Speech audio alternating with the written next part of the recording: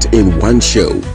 Here, we celebrate Africa not as a headline, but as a home full of ideas, courage, flavor, and future. This is where we talk about everything Africa. The politics that shape our nations, the innovations that shift our economies, the culture that colors our lives, the challenges we face with honesty, and the victories we are building one story at a time. On this show, no topic is swept aside. We are unfiltered and we are intentional. We bring you experts from across the continent and the world. Voices that know, voices that live the African experience, voices that are shaping the next chapter of our story. Let your spirit rise. We don't just tell Africa's story, we own it. Join Joy Asonye on Razep Africa, Monday to Friday at 11 a.m. to 12 noon on Global Television.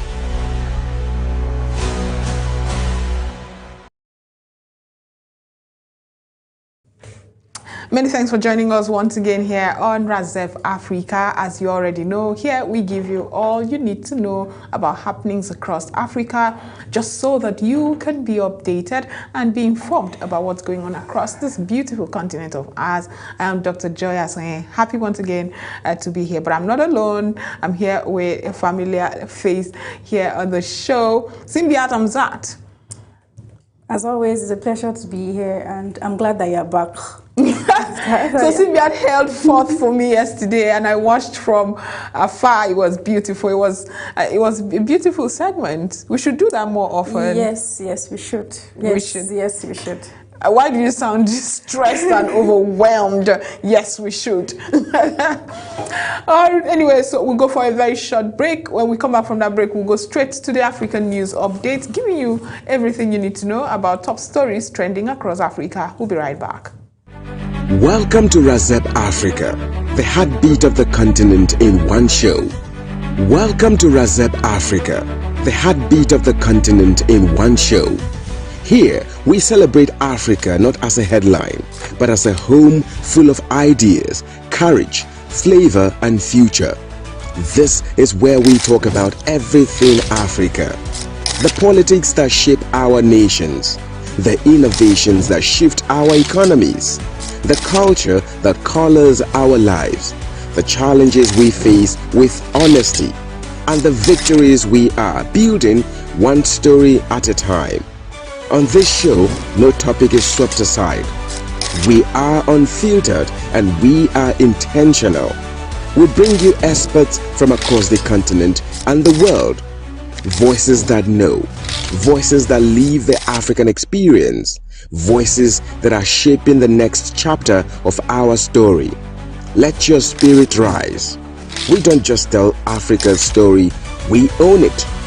Join Joy Asonye on Razep Africa, Monday to Friday at 11 a.m. to 12 noon on Global Television.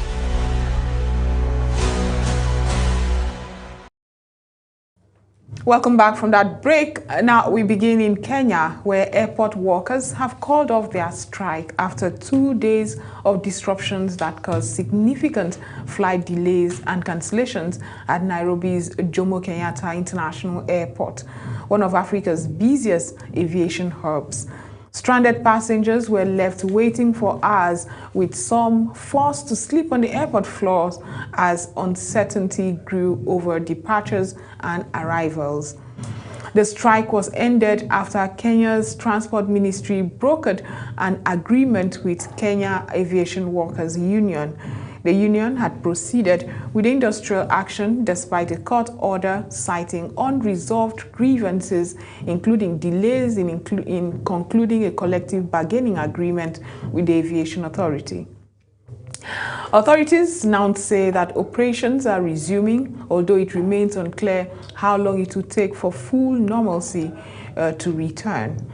Now, Simbiat, this is very unfortunate that one of the busiest airports across Africa would go on such a strike. I remember when it happened in Nigeria as well. It totally shut down aviation activities, which was stifling, not just for businesses, but we saw it affect personal arrangements, all sectors. I remember it affected so many people. It's a nightmare because of the kind of roads that we have across Africa.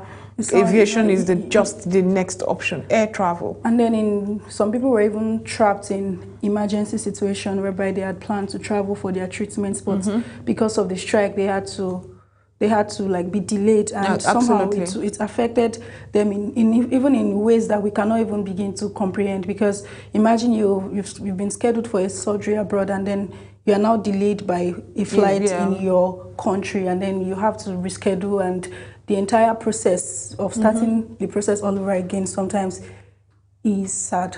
Yeah, and we've also had instances like that where we have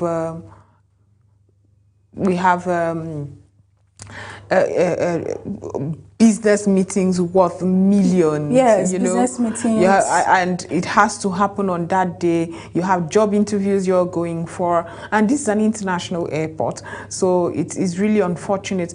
And for normalcy to come to be brought, if you change one flight, it affects, like, has a ripple effect across all other flight plans. And then I read the story and I saw that a court order has been given, but the airport workers, they had to like dismiss the order and then still go on strike. But we are glad that the strike is back. Then the strike has been called off, and then normalcy has returned to the airport. Most concerning also is that, we saw this in education.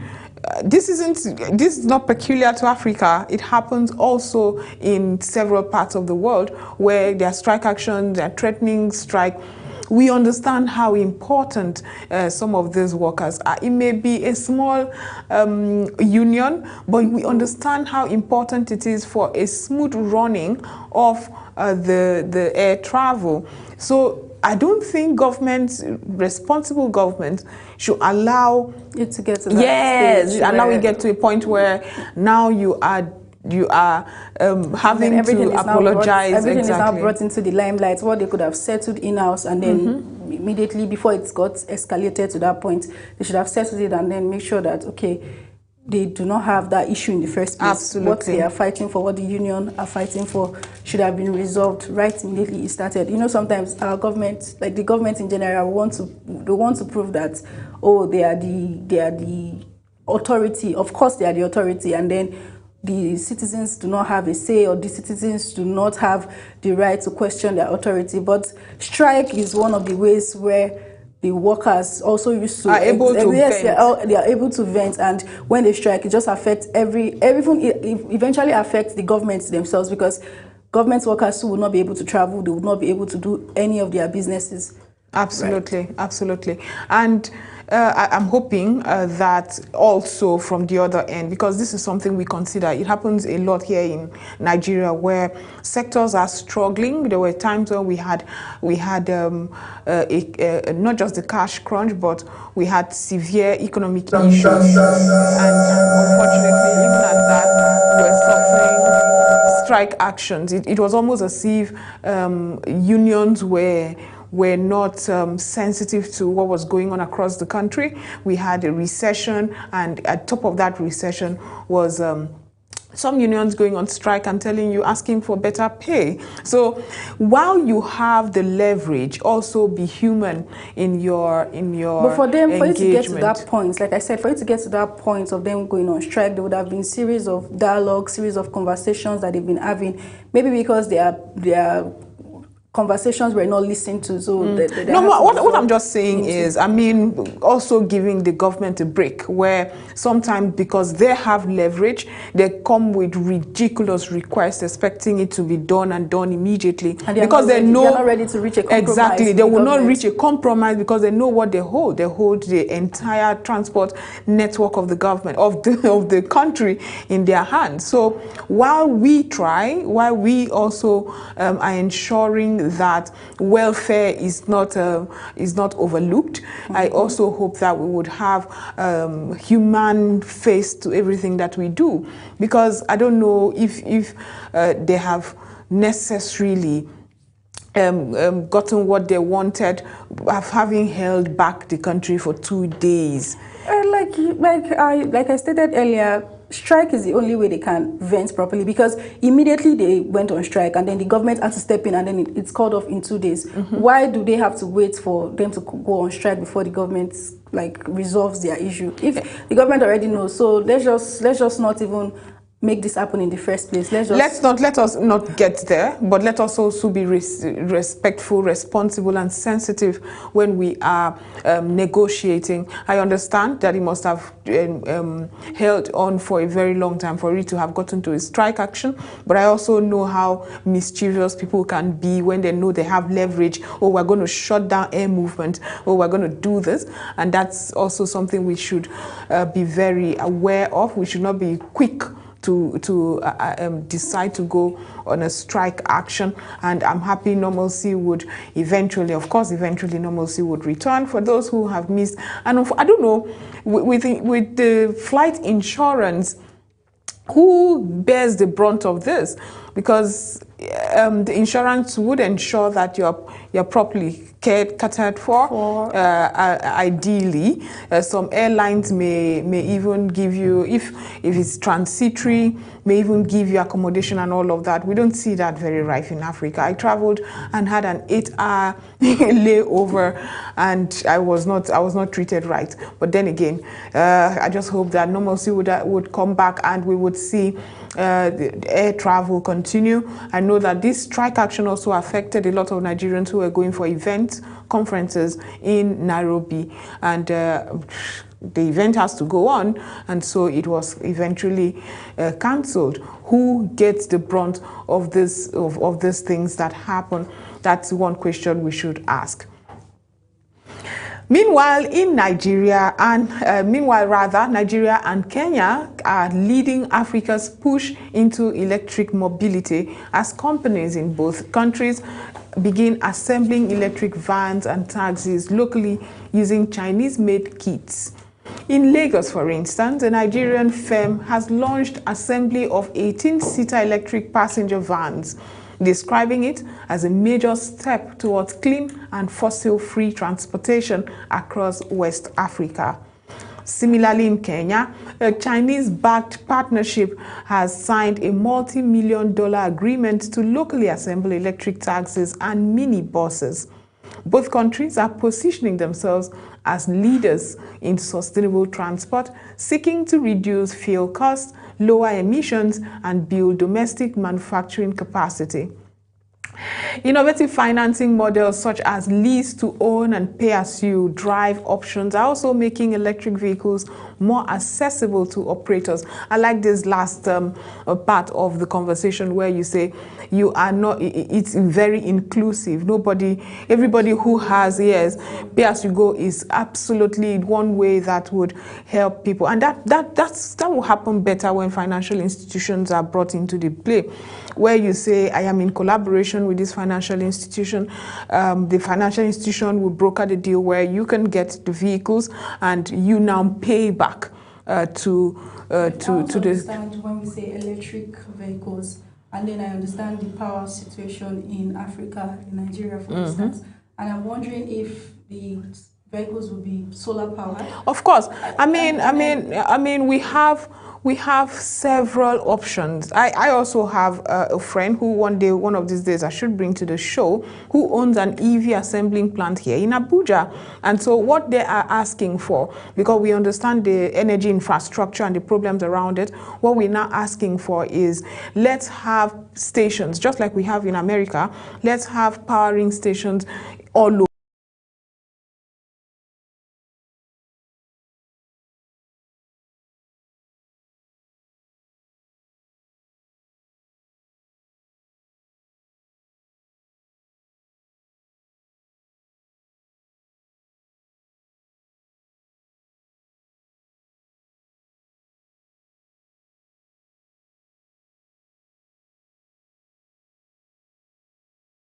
Like you a lot. To electric. I hear people like you a lot, and I say there is no reason.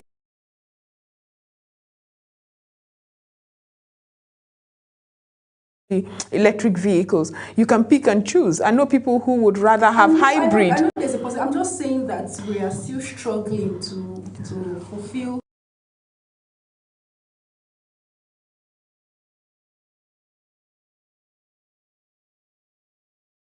Now you see them on long queues and you're wondering what's the essence, why can't you just go and buy the usual fuel for your car?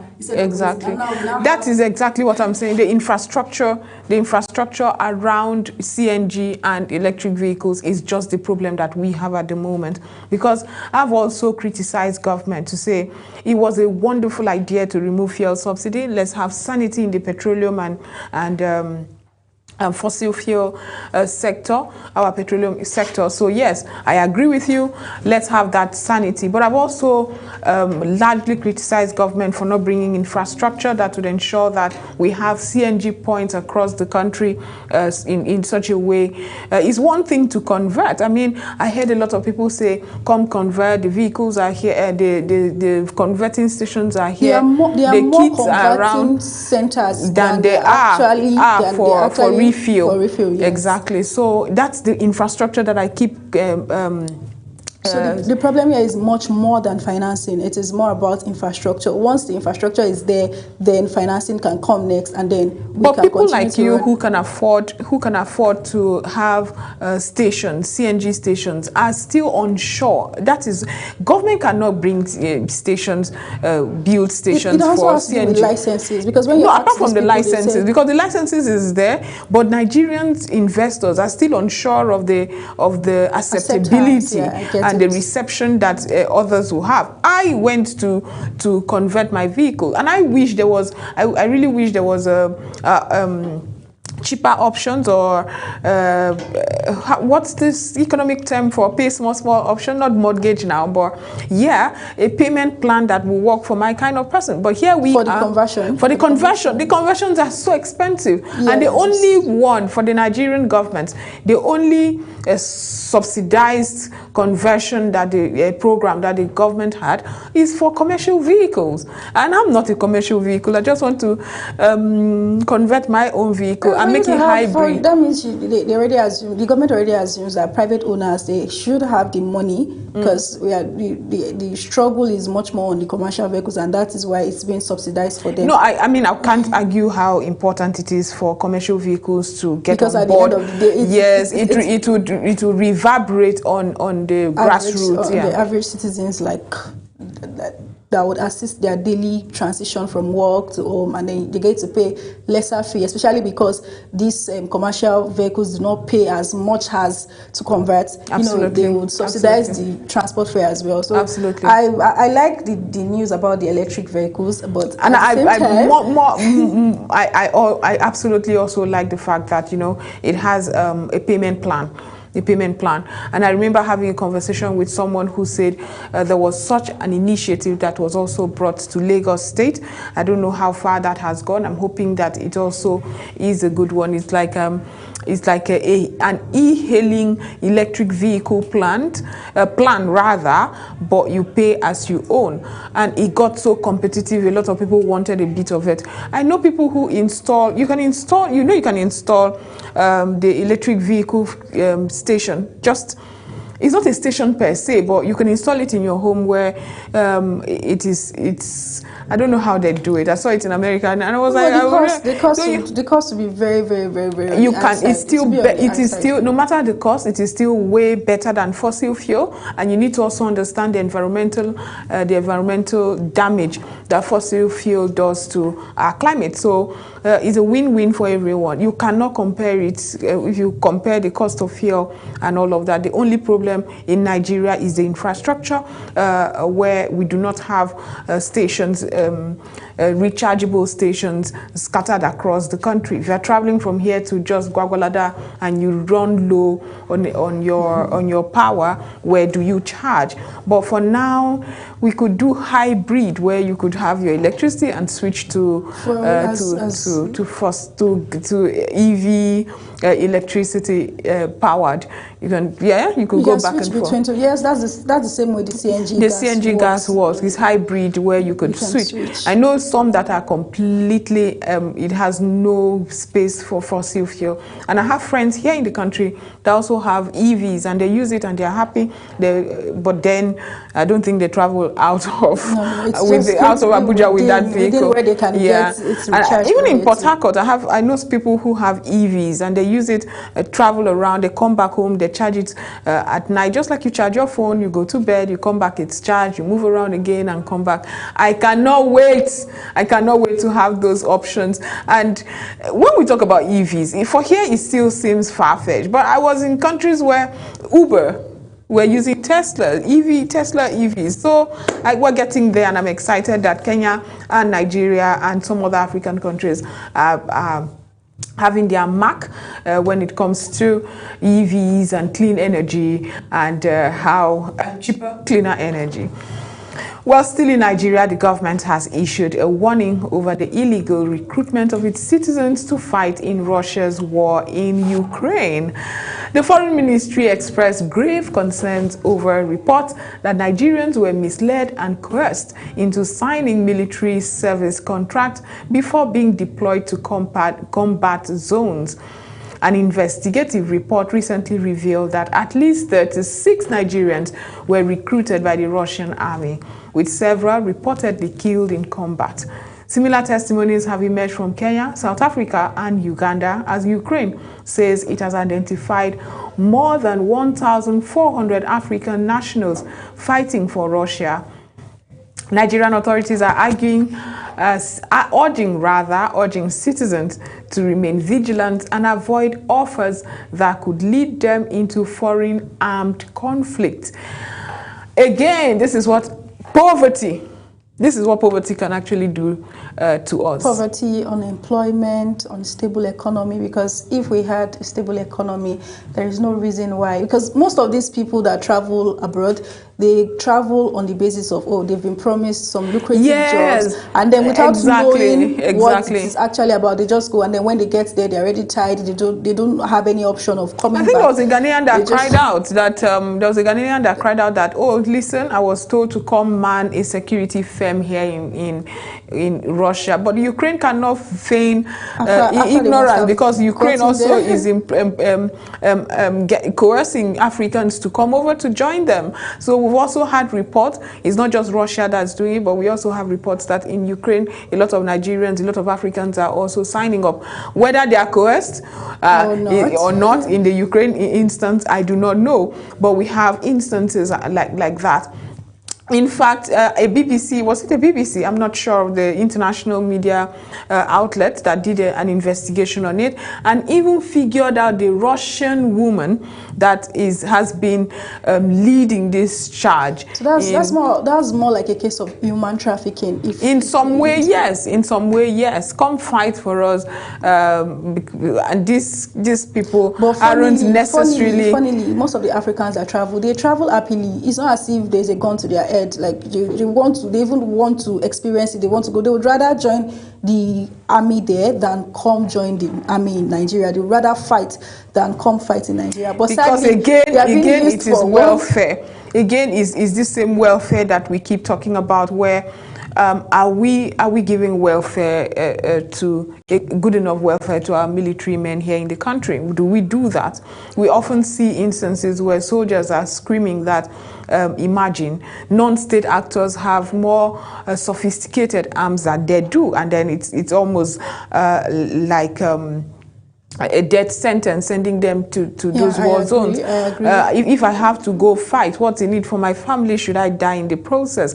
There are several fundamental issues why a lot of people would rather travel anywhere in the world and go fight there. And I made a joke 3 years ago when this conflict started. I made a joke. I said, as bad as this conflict is, as bad as we're seeing it in the news, if you give an opportunity to an African to travel there, they would still go. And I thought when I said it, it was still far-fetched. Even in my head when I said it, I'm like, maybe I was being too harsh.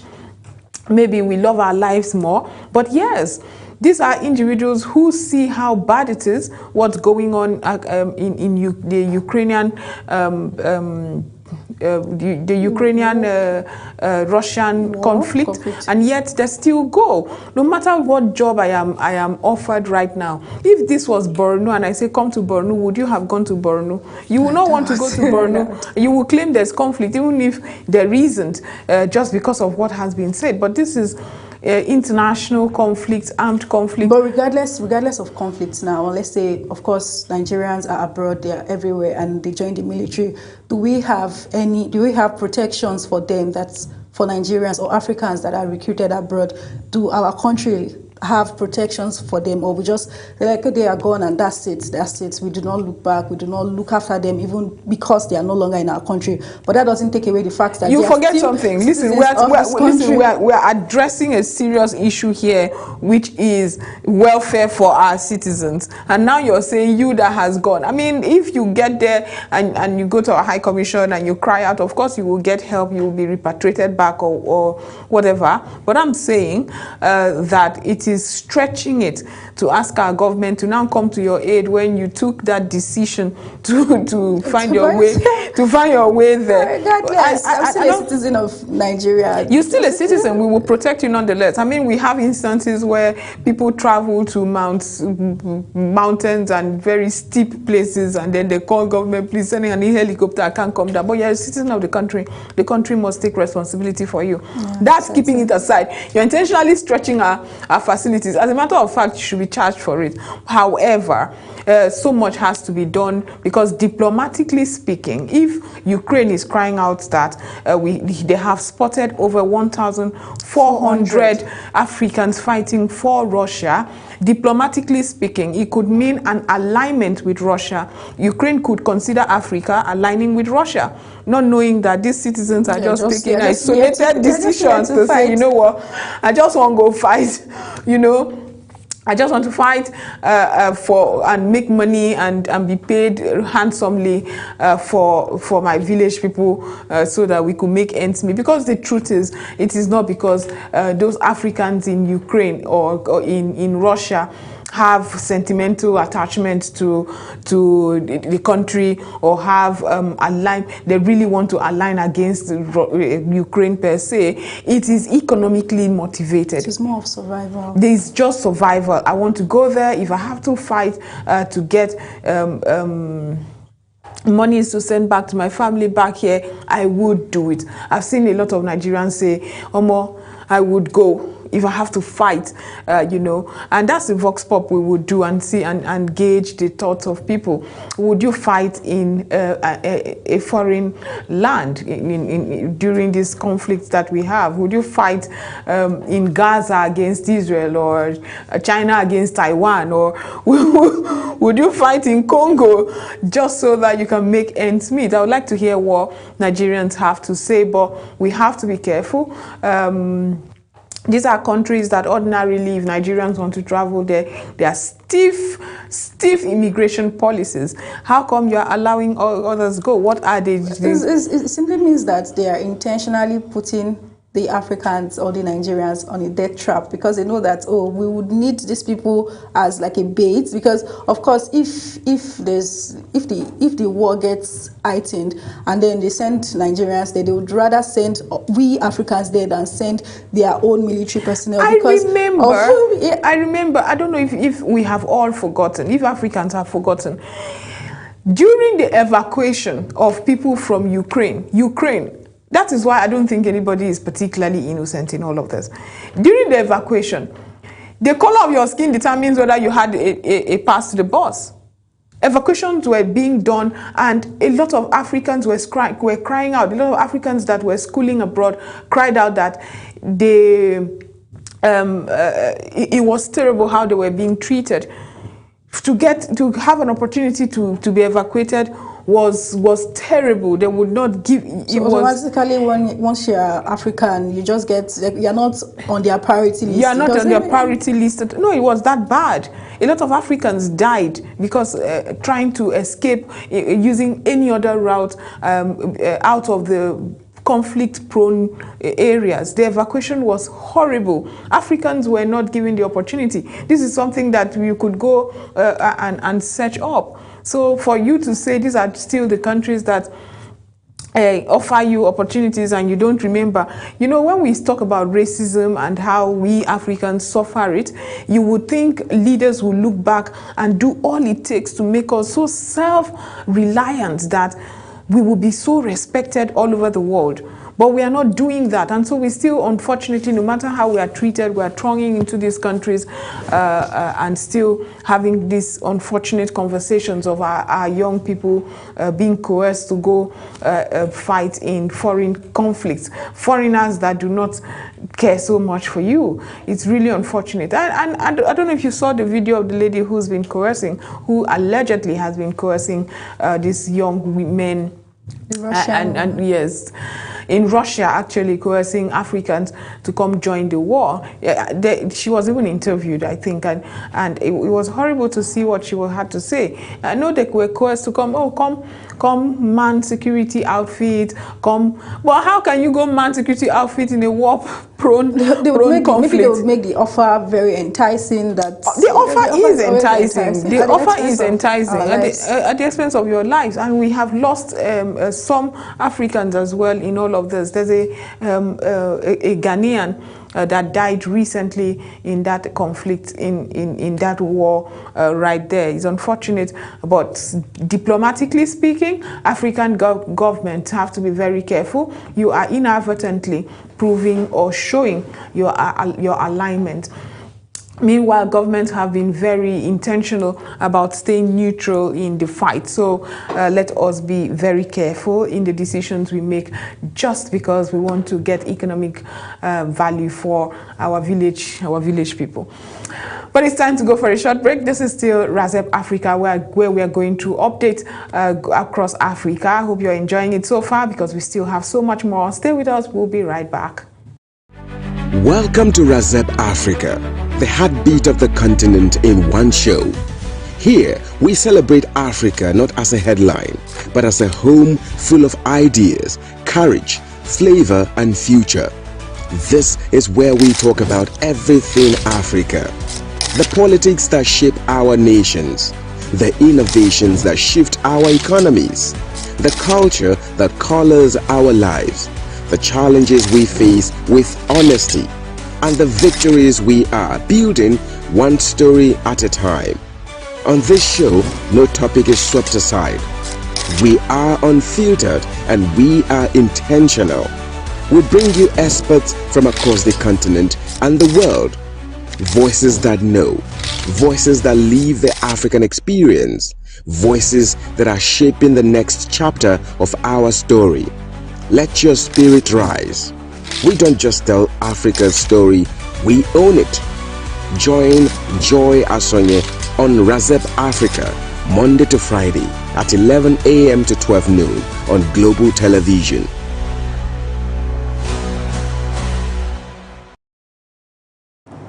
If you're just joining us, this is Razep Africa, where we've been having so many conversations around stories trending across the continent.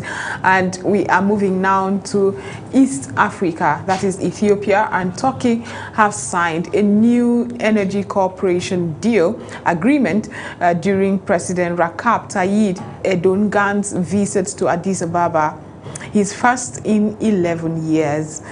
This memorandum of understanding is expected to deepen collaboration in renewable energy, energy efficiency, and electric power development. Turkish officials have said that the agreement will serve as a roadmap for joint production projects, including installation of hydroelectric equipment and electric turbines. The deal further strengthens Ankara's growing strategic partnership with Ethiopia as both nations expand economic and diplomatic ties. Simbiat, I can almost always preempt that when we come here, we're going to see an agreement with one African country, with a European country. Deepening ties, strengthening economic alignment and trade. I can almost preempt that every day when we come here, there is going to be a story about some agreement here and there. But this is for the good now. It's always for the good. It's absolutely always for the good. But let's go back. If this agreement were so good over the years, why are we where we are? What's going on? We have agreements in electricity, in energy, in petroleum, in trade ties. Why are we not seeing that level of development that you would expect in Africa if this ties, deepening ties and agreements and all we often do is absolutely working. There should have been like a significant progress level that would be very obvious, that you don't even have to question the alignments or the agreements in the first place, because of course you are seeing the agreements. I know that it used to be China, and now that Turkey, right, is now a better alternative, is positioning himself as a better alternative to China, because we don't have to always depend on China now that there is another country that is willing to take up that alignment, like you said. Yes, and it's almost, when you listen to the president, the United States president, it's almost as if because China has created inroads for themselves in these partnerships and in these trade alignment and economic alignment and deepening ties and all those buzzwords that we often use. It's almost as if, China is taking over Africa, so for that, let's see what deal we can strike. And it's an awakening. All of a sudden, everybody's like, okay, let me see what we can do in rice production. Let me see what we can do in energy production and exchange. Let me see what project we can build here. Is it against China, or you have good intentions, is the question that I have. And are we having, the question I always ask when I read about and discuss this issue here on the program is, do we have corresponding and mutual benefit for the African governments that are so quick to go into this strategic partnership, deepening ties, and all the buzzwords? Do we have that? Is the question I always ask when I see a lot of these partnerships. But undeniably, Ethiopia has been suffering from power issues for a very long time. Which African country hasn't? Well, maybe, no, of course, all African countries have their fair share of energy issues, of course. But now seeing a country coming to collaborate with you in terms of what you are suffering the most, of course, you are going to take the offer. You are not going to look at the fact that, maybe there may be an ulterior motive, but the first instance is like to take the offer and see what good comes out from it. Absolutely. No, I have no particular business against this offer. I'm just asking for mutual benefit for the African governments, for the African people as well. I mean, economic boost is what we absolutely need. But I do not think we often understand the leverage that we come from and have this agreement from a strategic point of view, and with one that puts Africa first, the one that puts your nation first. That's the argument I often have. It's almost always as if you shoot yourself in the foot. Now, there's There's an article I read some time ago where it said, where the person was trying to, I do not agree particularly completely, however, the person highlighted how some of these agreements favor not necessarily the country, but the people who make these agreements happen, the public office holders who make sure that the agreement come to fore. So for instance, you're the Minister of Steel, and there's a steel agreement coming, and then because you want to have benefit, these people come and say, oh, we're going to give scholarship to your children. We're going to give you slots for people who can come and have jobs in our country. We're going to do this and give you this financial benefit. Your benefit, you can now sign deals that do not necessarily benefit the entire country. That just for your own just because of what you stand to gain as a president of a country. You don't say, oh, we're going to ensure that you meet our president and we have economic ties. Remember that the typical African president has imposter syndrome. If you tell them you are going to meet Donald Trump, for instance, they are over the moon. Meanwhile, you sit in wealth. You sit in wealth. You sit in not just natural resources. You sit in a country that enjoys arable land. You sit in a country that has the energies of the youth. And yet, when I tell you, I'm going to take you to the Prime Minister of Canada, you're over the moon. And that's what we see all the time, where African presidents are summoned basically to all over the world, and you see them in excitement with their entourage traveling across the world to go have these meetings and feeling like they are honored to be in the presence of these other leaders, where you could make your country so developed that you will be sought after from a place of leverage. So that is the argument I have whenever I see this strategic partnership, deepening ties, agreements, and all of that. Same here, I agree. As Nigeria, or as Africa as a whole, we are supposed to have gotten to the level whereby we are sought after. We don't have to always put our country or our nation at the back end and like, oh, we are going to follow whatever the foreign nations say. Okay, so still reiterating my point, let's go elsewhere. In Algeria and France have agreed to restore high-level security cooperation, marking a possible thaw in strained diplomatic relations. The breakthrough came during a visit to Algiers by French Interior Minister Laurent Nunez, who met with President Abdelmadjid Tebboune. Relations between the two countries have become tense, particularly after France backed Moroccan sovereignty over Western Sahara, a position opposed by Algeria. Both sides now say they will reactivate cooperation on policing, intelligence sharing, judicial matters, and migration issues, including the readmission of Algerian nationals living irregularly in France. You see what I'm saying? You see, here you say the readmission of Algerian nationals living irregularly in France. So we pick and choose who is irregular. Very soon, the irregular or illegal Algerians will be considered legal. You just come and say everybody who is in the country who is of Algerian descent could now come and get... That would be one of the benefits of the strengthening ties and deepening, because of course this benefits the country. How? Because those who are living in France, for instance, and again, we have to be very strategic. If you follow history, those who are living irregularly in France are not necessarily able to send back foreign direct investment or make so much money. If you have to leave a country and leave a country illegally, leave your country and go to another country illegally, half of the time is because you don't even have the papers to do so. You don't have the knowledge to use illegal pathways. If you don't have the knowledge, you're probably an illiterate. You were not even giving your country value in the first place, you're going to be a burden to the other country. So even if you are regularized, as the report often says, you're probably not a degree holder, none with skills that will contribute enough to send back remittances to your country. So good riddance, if you ask me.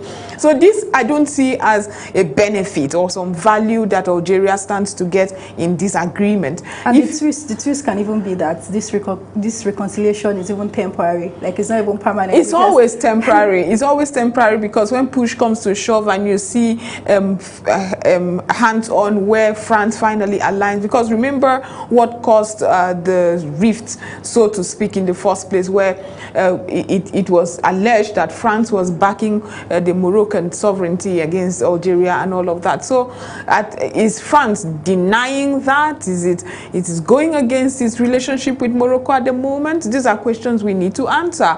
But I'm happy we're going to again see cooperation in policing, intelligence gathering, judicial matters, migration issues, and again readmitting, like it said, readmitting nationals, the Algerian nationals in France. What Nigerians will give to have such an opportunity, because I know how many Nigerians are probably not living in Nigeria, living in France legally. But it's good to have this realignment. The question I will ask and probably ask forever is it mutually beneficial to your people? Now we move over to the United Nations, where it is calling on a rival authority in Libya to urgently reform their treatment of migrants and refugees. A new report by the UN Human Rights Office and the UN Support Mission in Libya details systemic abuses, including murder, torture, sexual violence, and human trafficking. The report urges a moratorium on returning intercepted migrant boats to Libya until human rights protections are guaranteed. It also calls for immediate release of thousands of people held in detention centers, describing what it terms as an exploitative system that has become a brutal and normalized reality since Libya became a key transit route to Europe following the fall of Muammar Gaddafi. Well, we discuss Libya all the time here, and unfortunately we can't stop discussing Libya because of how important it is, not just in resources, natural resources that it enjoys.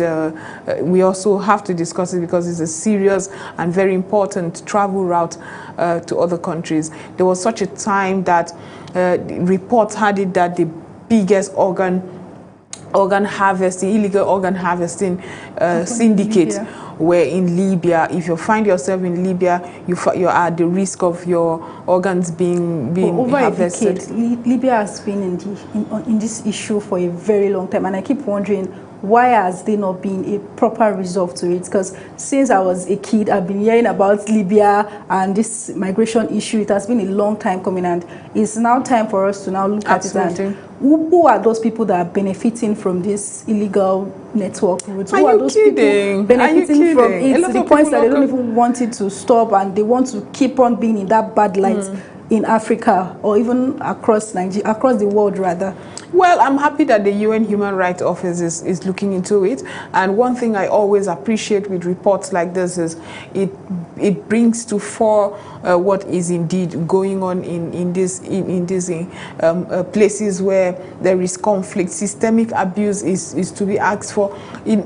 Back here in the country, in Nigeria, we also have recorded so much abuse for people who are fleeing conflict areas and in IDP camps. We also have not just abuses, we recorded several abuses, not just by people, fellow IDPs, but by those whose job it is to protect you, to protect you and look after them. But Libya, we have to do better. like the UN is asking for a moratorium just to ensure that it gives that time, give them a certain amount of time to depart, you know, and then continue your this thing. But these individuals, give them time to migrate and don't intercept their boats. Absolutely. So I'm hoping that that will be settled eventually. Finally, in Ghana, the United States Embassy has opened more than 1,000 new visa interview slots for B1 and B2 non-immigrant visas. The move offers relief to applicants who have faced long waiting periods for business and tourism travels to the United States. The embassy says the additional appointments will become available within the coming week, allowing those in later interview dates to reschedule for earlier slots. Despite tighter immigration measures affecting some immigrant visa categories, officials say they are working to ease backlog and encourage applicants to begin their process early, particularly ahead of the major global events such as the upcoming FIFA World Cup. I think, I'm happy that Ghana B1, B2 visa has been opened up. A lot of consent. It's not just about the World Cup. The United Nations in headquarters is located in the United States. So a lot of international events that shape the activities of the entire world is done in the United States. I know a lot of people who often travel back and forth to attend this event and contribute and also open, or, you know, have a platform to tell the world what's going on in their countries, that this visa ban has absolutely affected. And I'm happy that the U.S. Embassy in Ghana is doing something about the B1, B2 tourism visa to enable FIFA participants to also join. Very unfortunate what's going on. I'm hoping that it also opens up for other parts of the country. There was talk sometime about the possible moving of United Nations departments, not just all domiciled in the UN, domiciled in New York, but to move it to other parts of the world, so that it just relieves it when a president comes to say, no, we can no longer have opportunities for people of this descent to come to our country. You would have options. You no longer must go to America. And unfortunately, I don't know if it's intentional, and I don't know if it has far-reaching economic consequences, but we also are having a lot of people find other parts of the world as travel destination instead of the US. People are taking their businesses elsewhere because it's becoming too wrought with too many issues. If you have to go to the US. Why are visa wait times always often longer in Africa than other regions? Because we have more people in Africa trying to travel. It's not a stereotype thing. It's not particularly. No, it's not a stereotype thing. I can tell you the backlog is in thousands. Open up, for instance, just drive past the U.S. Embassy, for instance. I mean, before the ban, you would see a long line of people daily. A long line of people. As you are trying to even book an appointment for visa appointment, you will see that this day is not available because it's been fully booked. This day is not available. This day is not available. It is that bad. So you're saying it's much more in Africa than every other? I really do not think that America is a travel destination for other countries like it is in African countries. I'm not sure what America did. But then again, we grew up watching American movies, listening to American movies. So somehow there is the dream to go to this place where you will see Arnold Schwarzenegger and all those stars that we grew up watching. Somehow America, whether they knew it or it is inadvertent, they sold to us a dream. Whether we want to admit it or not, they were intentional in their movies, in their music, in their culture. Somehow they sold to Africans a dream. And so we want to go to America and have a part of that dream. I remember when I traveled to America for the first time, I'm like, exactly what is here? This is Lagos, if you ask me. The only thing is the skin is different. The hustle and bustle, the dirty streets, people sleeping on the side of the street. Yes, it's in America. And I'm like, hold on. Is this the America? Is this the America we're talking about? I was in Manhattan, one of the top cities across America, and I'm like, hold on, why are people sleeping? I had to have pictures. Yes, I had to take pictures with homeless people to prove to my Africans that it's not all rosy here. It's so bad. People don't even have time to relax. Like, you and I will come and say, we are at work, but let's go have an elongated lunch. You cannot afford to do that. And what is the destination? What is the attraction here? Long buildings, just like you will go to Lagos and find, you will see skyscrapers, you know. But they sold us a dream. They sold us a dream that is getting all of us thinking of America as a destination. Well, I'm happy that it's gradually being relieved, and we're seeing Ghanaians able to have the B1, and then B2 visa. We are hoping that the goodwill will extend to other African countries too, and not only Ghana. You are hoping. Develop Africa. Let's see if Americans will not be rushing into this beautiful continent of ours that still has nature and beautiful, hospitable people. But this is where we end today's edition of Razep Africa. I've had a wonderful time going through stories that made frontline this morning across Africa. My name is Dr. Joy Asoye, urging you to stay tuned here as we'll come back again next time with so much more. Welcome to Razep Africa, the heartbeat of the continent in one show. Here, we celebrate Africa not as a headline, but as a home full of ideas, courage, flavor, and future. This is where we talk about everything Africa. The politics that